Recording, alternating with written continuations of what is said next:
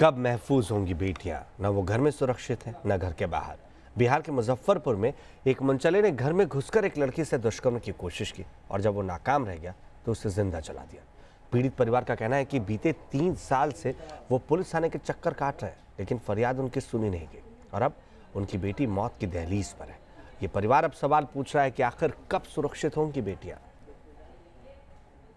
सोची जो बहुत आदमी है हल्ला करते हैं, जाले छत पर गई, वो क्या किया, वो बोतल में तेल रखा था, छिड़क कर और सिलाई बार के और भाग गया। बहुत खराब है सर, हम चाहते हैं कि हमको भी न्याय चाहिए।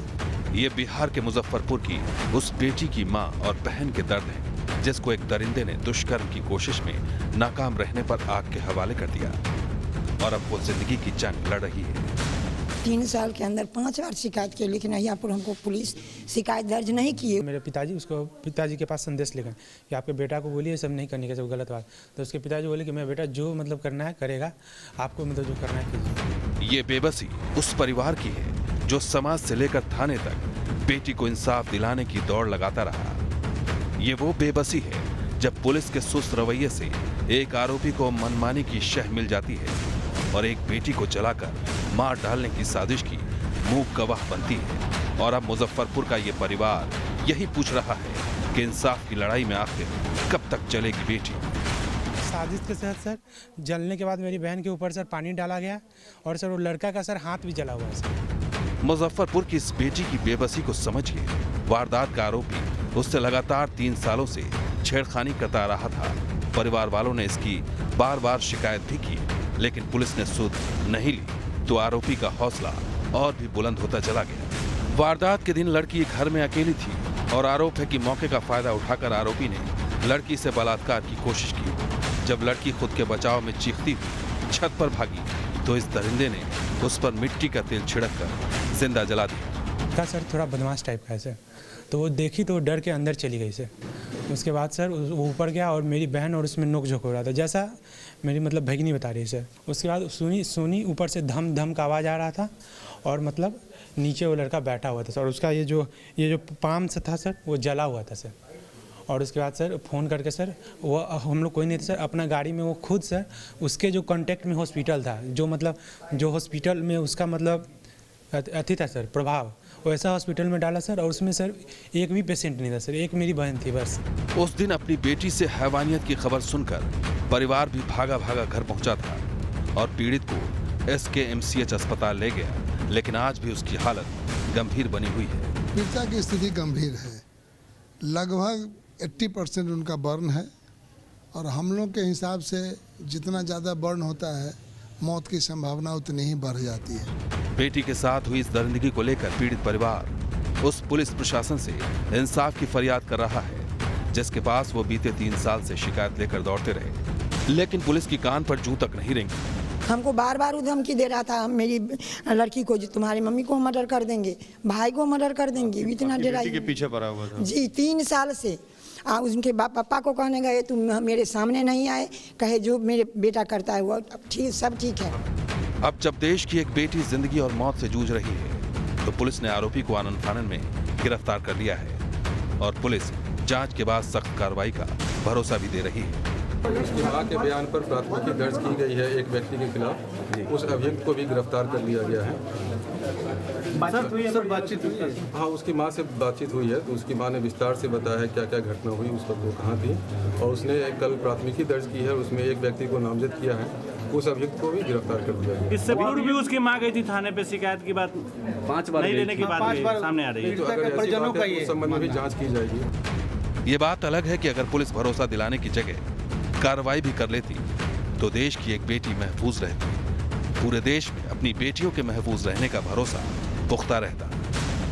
हैदराबाद, उन्नाव और अब मुजफ्फरपुर, शहर के नाम बदले, पात्र बदले, मगर घटनाएं एक सी। सभी जगह हैवानियत और दरिंदगी का वो खेल खेला गया जिसमें युवतियों की जान पर बनाई।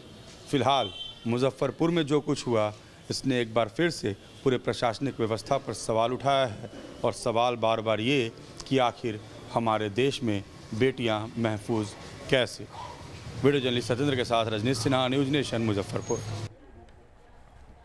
देश में बेटियों के साथ दरिंदगी की वारदातें थमने का नाम नहीं ले रही हैं। महाराष्ट्र के नागपुर में तो वहशी दरिंदे ने 5 साल की मासूम के साथ दुष्कर्म की कोशिश की और नाकाम रहने पर उसे मौत के घाट उतार दिया। सड़क पर जनसैलाब उमड़ा हुआ है। गुस्साए लोगों की सुलगती आंखों में सैकड़ों सवाल तैर रहे हैं। सवाल ये कि इस देश में बेटियों के साथ हैवानियत का सिलसिला क्यों चल निकला है? इस देश के दरिंदे बेटियों के खून के प्यासे क्यों बन बैठे हैं? विरोध की ये तस्वीरें महाराष्ट्र के नागपुर की, और नागपुर में हैवानियत का जो खेल खेला गया उसे सुनकर ही रूह कांप जाती है। पुलिस के मुताबिक वारदात शुक्रवार 6 दिसंबर की, जब 5 साल की एक मासूम अपनी नानी के घर गई थी और जब देर रात तक बच्ची घर नहीं लौटी तो हर किसी को सांप सूंघ, घर वाले अनहोनी की आशंका में परेशान हो और अपनी लाडली बेटी की खोज में चप्पा चप्पा छान मार, लेकिन बच्ची का कहीं पर पता नहीं चला। परेशान घर वालों की गुहार पर पुलिस ने 24 घंटे के बाद बच्ची की गुमशुदगी की रिपोर्ट तो दर्ज कर ली, लेकिन जैसे जैसे जांच आगे बढ़ी अनहोनी की आशंका सच में बदलती। बच्ची के गायब होने के 2 दिन बाद यानी 8 दिसंबर को बच्ची का शव एक खेत से बरामद किया गया। पुलिस के मुताबिक शक के आधार पर एक मजदूर संजय पुरी को हिरासत में लेकर पूछताछ की गई और सख्ती से पूछताछ में आरोपी ने अपना जुर्म कबूल कर लिया। बालिका थी, उसकी सर्च जारी रखी गई।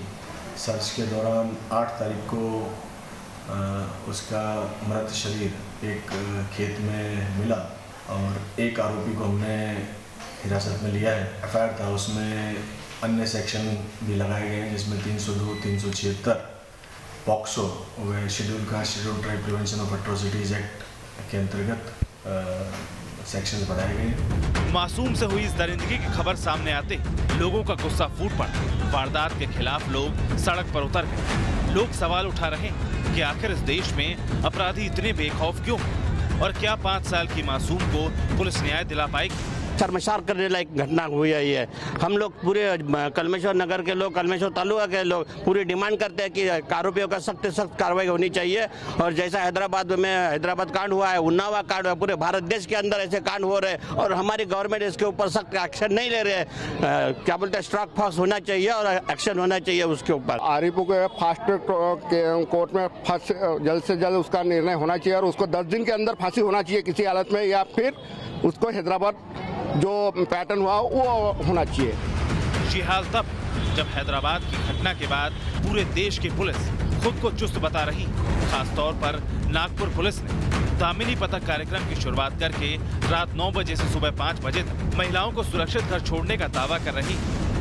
बावजूद इसके दरिंदगी रुकने का नाम नहीं ले रही। पुलिस ने भले ही वारदात के आरोपी को गिरफ्तार कर लिया, लेकिन सवाल यही कि आखिर कब तक देश की बेटी इस हैवानियत का शिकार होती रहेगी और कब तक देश के अवाम कैंडल लेकर बेटियों के लिए न्याय मांगने के लिए सड़कों पर उतरती रही।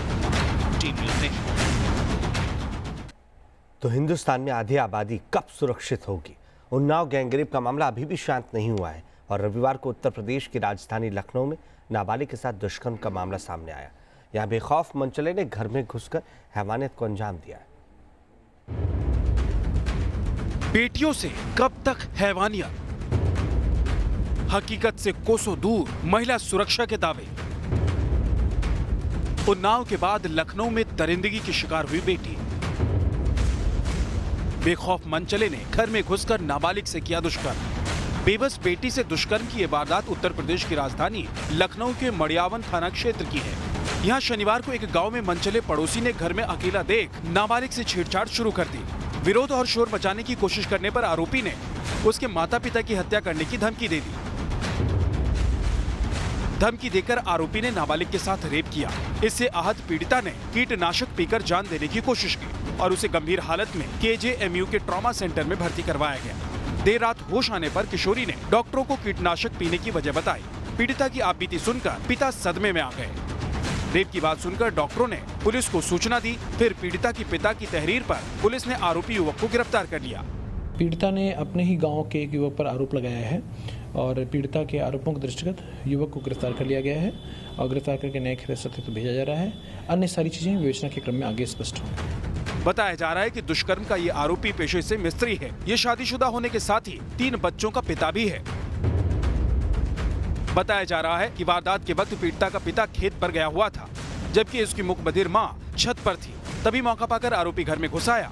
आरोपी के छेड़छाड़ पर वो मदद करने के लिए चिल्लाई। लेकिन मूक बधिर होने के कारण मां उसकी चीख नहीं सुन सकी। इसके बाद आरोपी ने उसकी पिटाई कर घिनौने करतूत को अंजाम दिया। फिलहाल पीड़िता की हालत खतरे से बाहर बताई जा रही है। वही गिरफ्तार आरोपी को जेल भेज दिया गया है और पुलिस मामले की छानबीन में जुट गई है। Team news nation.